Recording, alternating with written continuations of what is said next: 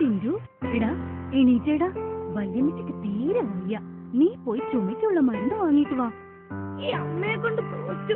ഒരു ശനിയാഴ്ച കിട്ടിയിട്ട് ഒന്നും ഉറങ്ങാനും സമ്മതിക്കില്ല. അമ്മയുടെ ടിഞ്ചു മോനല്ലേ, ഒന്ന് പോയിട്ട് വാടാ.